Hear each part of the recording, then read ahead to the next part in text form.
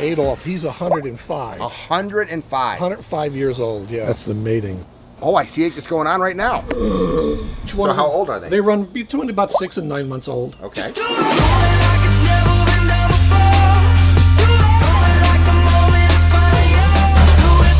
Welcome to living the aquascape lifestyle. So we are back. I haven't seen this project since we built it 6-7 weeks ago. I know that the power was out for a little bit, so it might not be crystal clear, but it's gonna be crystal clear. That's what an aquascape ecosystem pond is like. I'm Greg Wittstock, the Pond Guy. This is my channel, Greg Wittstock, the Pond Guy, and it's all about showcasing how people, including my buddy Sam, the turtle guy, the tortoise guy, lives the aquascape lifestyle. Let's check out another beautiful aquascape pond. I hear the ducks that like to eat lily pads. Okay, Sam, this is the first time I've seen it in 7 weeks since we built it, right? Yeah, that's it. Come on in. Hey, it's pretty good, even with ducks living in it and the power being out. Oh, yeah. It's a lot nicer than it used to look when it was a green swimming pool, huh? Oh, my God, unbelievable. What a change, you know. Good to see you, buddy. Yeah, good to see you. This is the duck's home. This is the duck's home, yes. Now, have we gotten any turtles yet for it? Just one. Oh, look at that. There's already tadpoles. So even with the power out, it's still cleared up. Oh, it cleared up in 3-4 days. Once the power got back on, huh? Sure. And it's even going to get clear. So yeah, I see you have cichlids down here. We do, yeah. I got some cichlids from Blake. He threw them in there, and they're running around, and they're kind of schooling together, which is pretty neat, you know. Now, are you going to get some koi from Franklin for here? Yes, we're going to get some koi from Franklin. Yeah, absolutely. Okay, so what has it been like living with an aquascape ecosystem pond versus a 15-year-long swimming pool that was a cesspool? You know, I started going out through this gate, stopped going out through the front door. Because you want to walk past it. Yeah, I want to walk past it. Yeah, I want to see the activity and everything. And really, it's only getting started. It's just getting 6-7 weeks old. I mean, we're not even into it. Unfortunately, you know, we have this situation with Florida wildlife, so we're building here in the background. Oh, is that for the green iguanas? Yeah, I have to look at the stupid structure I have to build for green iguanas. A 4-foot-high cement wall and everything. That's kind of messed me up here and delayed what I really wanted to get done. For me, the real attraction first was, this is the way that people come in to see the farm. Really, that's the main attraction for me, is the farm. I tell you, every time I got a knock on the door, I was like, oh God, I got to take them through that gate. Oh, because it's the first thing that people see. Yes. And it's terrible, you know, the green pool. You know, we're busy here. It's a working farm. You know, we're raising giant tortoises and iguanas, as you know. Yeah. So you're raising a high-end animal. That's the first thing you see. It's bothersome. It really is. Water features, you guys must be going crazy. You're the best. You know, these things are just, they change your life. It's something to do.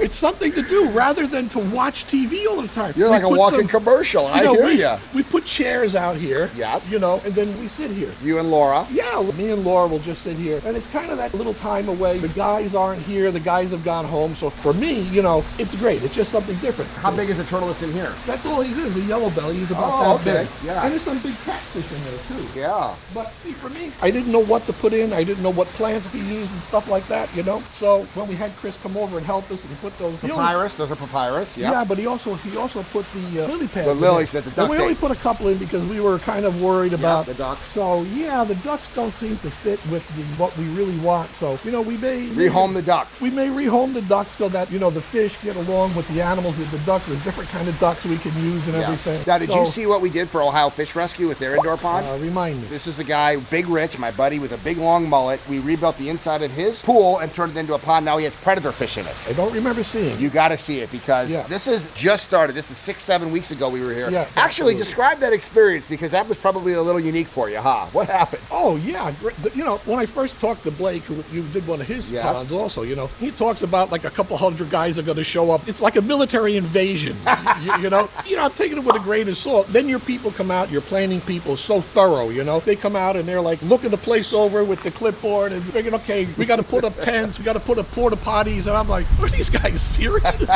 You know what I mean? It was like an invasion. Knock, knock, knock. Next thing you know, the bulldozers are running the people in here. It was just amazing to watch, you know, because I don't know, there was somewhere between 30 and 60 guys here. I was giving tours in the back and everything. It was so great because you had everything laid out. Typically when you get construction work done from a company, no matter what, I don't care what they do, it's a disaster. It's always a disaster. Nothing ever goes the way it's supposed to. But you guys really came in and you cleaned up. You had people that did it, followed it every step of the way. You had text to talk to. Everybody's giving you their phone number and contact information. Everybody's happy. Yeah, it was great. These people are on vacation here building this thing. You never saw such a great group of guys that were really happy to get everything done, you know. I think I want to do it again. I'm going to find another spot back there. And that's why I love my job. A water feature turns a house into a home. You went from an eyesore of a pool that you hadn't used for 15 years to just the beginning of a beautiful aquascape amigos with the pond. Right. And you're, how old is your mom? 90, yeah. 90 years old that has a view of this now versus what she used to have. And she's got to love she's this. right there. She's on the inside. And this is what she does. She's 92, I'm sorry. Yeah. Yeah, so, you know, she's really into it. It's something for her because, you know, before she sat there, that's where her TV is. She would look out at a green pool, you know? Yes. And that was all of a sudden like, it just, like you said, it tied the whole home together. It tied everything together. Amen. Well, speaking of tying everything together, I would be remiss if I didn't come here and show what this man is all about. Let's go see the tortoises. Yeah, let's see if we can.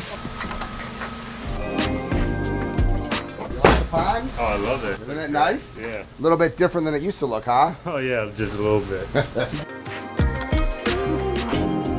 I saw your dog dug up some of your eggs. Tortoise eggs. And it hasn't done that before? No, all these years he's never done up. So how many total large tortoises do you have here? You know when someone doesn't know that this is what my wife calls me, a turtle hoarder, okay? Because I don't know how many turtles I have either. I have to stop and think about it, you know? I have 6 galops, 6 females, and I have 2 males. 3.4, so that's 3 giant males and 4 adult females. Aldabras? Aldabras.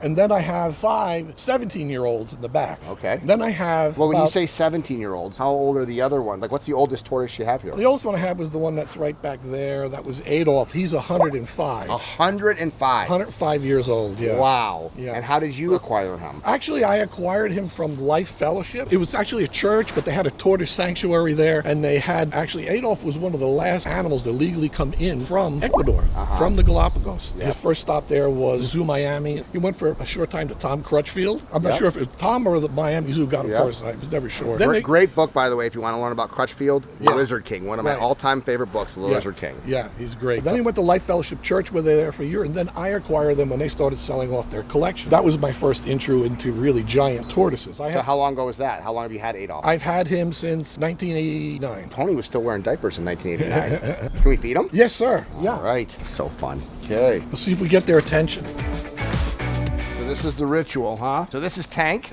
How long have you had Tank? I raised him from a hatchling like this. I used to walk around with him this big. And now what's he weigh now? 575. 575 pounds, and he used to fit in the palm of your hand when he was just a little tortoise. Exactly. I can still hold him. I just have to lean back, but I still can hold him. So how old is Tank? 34 or 33, somewhere in 34. He's still a teenager. Yeah, he's just getting going. You know, they don't even hit sexual maturity until 26 years old. Okay. You know, and then it takes them time to figure out what they're really doing. So, but you know, at this age, he's a great breeding animal, you know. Come on, Tank, what are you waiting there for? These guys are a little lazy today. And they all have different personalities, Every one of them. Every one of them. Wow, look at him turning around. Yeah, it's like a bus. Yeah, you go to New York City, you see buses turn like that. Yeah. So gentle. For a 500-pound animal, that is a gentle giant.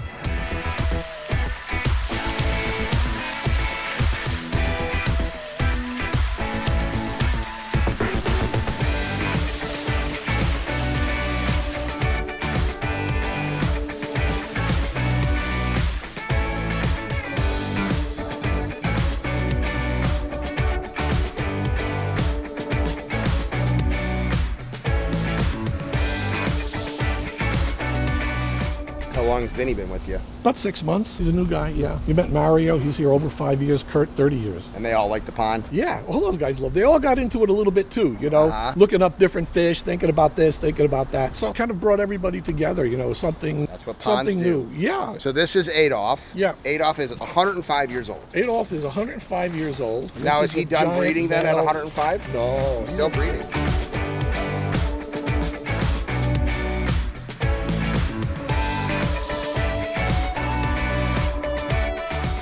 How is the species doing in captivity now in terms of the populations? You know, those animals are either threatened or endangered on Galapagos and Aldabras, and so, you know, thereby establishing, that's the mating. Oh, I see it just going on right now. What do we have going on here? Well, what we have here, this is a mating event. The male jumps on top of the female, and what he does is he needs to be significantly bigger than her because he has to reach around with those big arms and he has to hold her down. And that's also, if you take a look at the males, people know that male tortoises have a big cavity. Yes. The opposite what I have. Yeah. Right? So they have a concavity, and that concavity there actually helps them hold the female down. Wow. And how often do they do this breeding behavior? Well, you know, this is really not their breeding season, so this is just something that, you know, we've just seen maybe once a week or something like that. So we got lucky. You got to watch this guy here. Once a week. If he doesn't get his food, he'll ram me. Oh, really? Yeah. Hey, Vinny, can you bring some food up so we can feed the Aldabras, please? Yes, they're gonna eat us. Hey, this is Cecil. Beautiful. He's a little bit different. He's what we call a Mahi Island tortoise, morph actually, because he has this very smooth shell, as you can see. Very. Look at the way his neck actually serpentines. It's different than the other guys, the way that they hold their neck. You see, if you look at Tank's necks, more come straight out. Yeah. His is just a morph where it's much more serpentine. So it was an Aldabra and something else? No, it's just a morph. Like some people are bigger. You know, we got a 7-foot redhead guy. Yeah. You know, that's really what we're talking about. So, and again, he has his own personality. He does this what we call finching, where you know he stands up. He won't eat now. You can't. This guy will always eat. This guy now he won't eat because he's finching. And all he wants you to do is scratch him. For real? Yeah, that's all he really wants is for you to scratch him. You trying to eat my knee?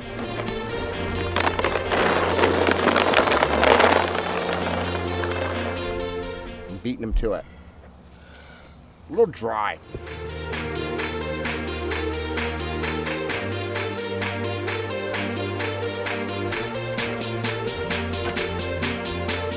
This group is a group that's for sale. You can actually see them up on my website, floridaiguana.com. And these animals are from about 4 to 6 inches. And you see each one. So how old are they? They run between about 6 and 9 months old. Okay. Pretty quick. Yeah, they are pretty quick. And what does a baby Aldabra or a baby Galapagos go for? In some cases, 2,000, and then they go up from that point. Because of the DNA uniqueness? Because of the breeding age of that animal. Everybody wants them when they're breeders, but the problem is that as they get older, that spike really increases, like on a logarithm. It's not. Okay, so they start around 26 years, and then the older they get, the more active they get. Even at 26 years, you know, that's a young adult male, you know, you still get that kind of money. Everybody wants to get into it. Everybody wants the animals. They like them when they're older. They're magnificent. But actually to try to go out and buy them at that point, you know, some zoos will do it, and some folks who have large collections will sell them those. But it's fun to watch these guys grow. You know what this guy's name is? So this is probably 6 months old? Yeah, exactly. Baby Aldabra tortoise, 6 months old. And so he's been eating tortoise chow. So what we do now is, you know, we come in and we soak them and get all that chow off of them. So how many total animals do you have in here right now for sale? There's 42 here. Now, did you get these as eggs? No, these I import. Where do they come from? They come from Mauritius. Mauritius is a little island out right off about 1,600 miles off the northeastern coast of Madagascar. A little tiny dot of an island there. Have you ever been there? No, and they're the largest producer in the world of Aldabra tortoises.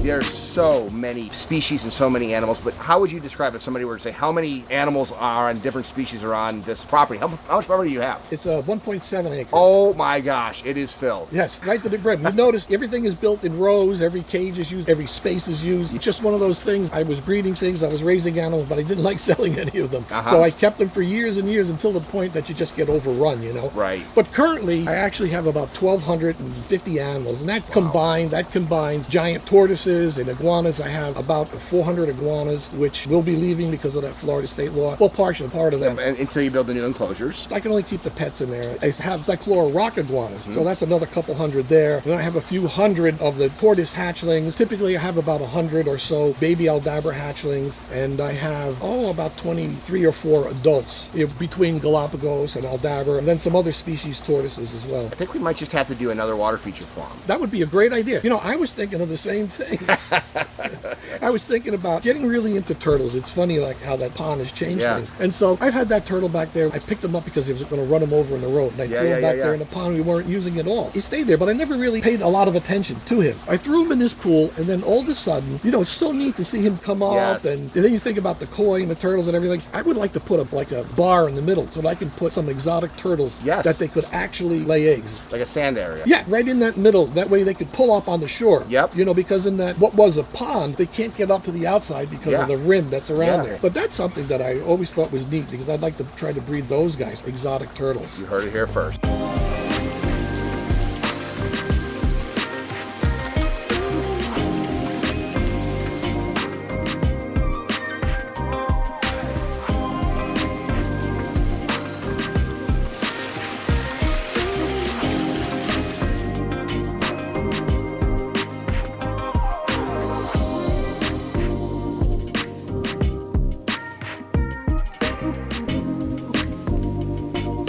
Sam, I've just got one last question. Are you going to start playing chess again?